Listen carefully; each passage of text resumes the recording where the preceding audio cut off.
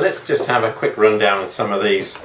I'm going to start with these because I really like these. I've been using a few of the old-fashioned type of plastic pipe cutter. Now this is not standard plumbing pipe, which would literally be cut like this, like butter. This is very hard plastic pipe, and as you can see, just goes through it like, yeah, like nothing. Very sharp blade, easily replaceable. Just undo the two screws, slide the old one out and slide the new one in. That cut that beautifully. It's got a cousin which is meant for cutting heavier duty and thinner, I think, sort of hydraulic pipes, so you've got a different sort of anvil arrangement there, but it works on the same principle and seems to have the same sort of body. This is one that really I came to look at and like an awful lot.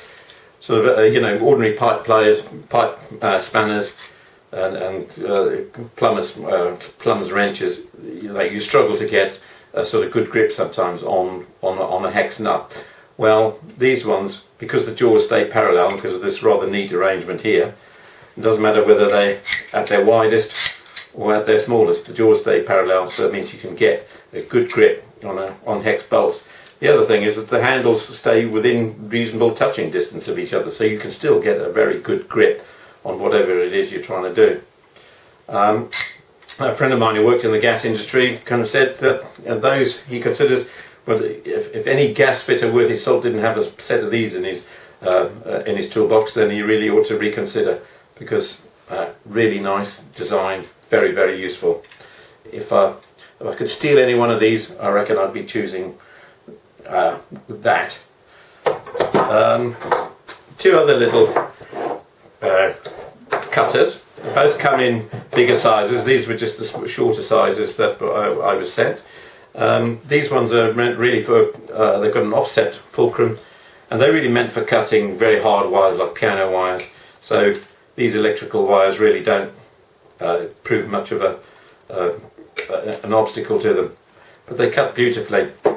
For a neater cut, you really got to go to these. It's got a scalloped sort of edge on the blades, and they literally, they are so sharp that they just cut through. I've also used them for stripping insulation, just, you know, the usual way, and then like that, ring it and then bend it. Really nice little bit of cutters, very sharp and very efficient. When it comes to other kinds of things, this is a new insulation stripper, so you can cut to length with the nippers at the top. You can set the depth of how far you want the insulation to be cut off. Just insert it, squeeze the handles, and there you go, done. It's literally that easy, and I should tighten that up a bit because I think I'll get a better result on it. Yeah, that's better. They can be adjusted to suit the size of the insulation that you want to cut, so it's just a question of setting that fulcrum there in the middle.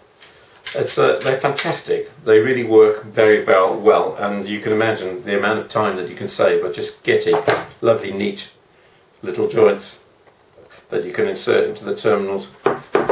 This one I couldn't really try because I didn't have any crimpers to suit, but it's a crimping tool. You can see that the crimping action goes on in there.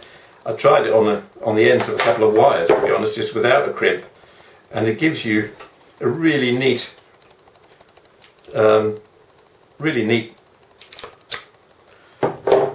mark. It's kind of like it really concentrates the wire, so you can see there that it's all, you know, without me twisting it, it's already made an edge that would easily go into a terminal. Makes it for a nice, neat, easy terminal connection.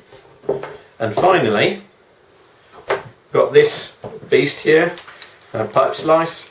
Nice big rollers make for a nice accurate cut because it supports the pipe. Very quick and easy because you just literally advance the wheel, the cutting wheel on that. These are roller grade roller bearing steel mounted on roller bearings as well, and just tighten it up and keep twisting, bearing in mind this is plastic, quite a thick wall compared to copper, so it's taking a little while to cut, but you get a nice neat cut at the end of it. Right, nearly there, come on, there you go, there you go.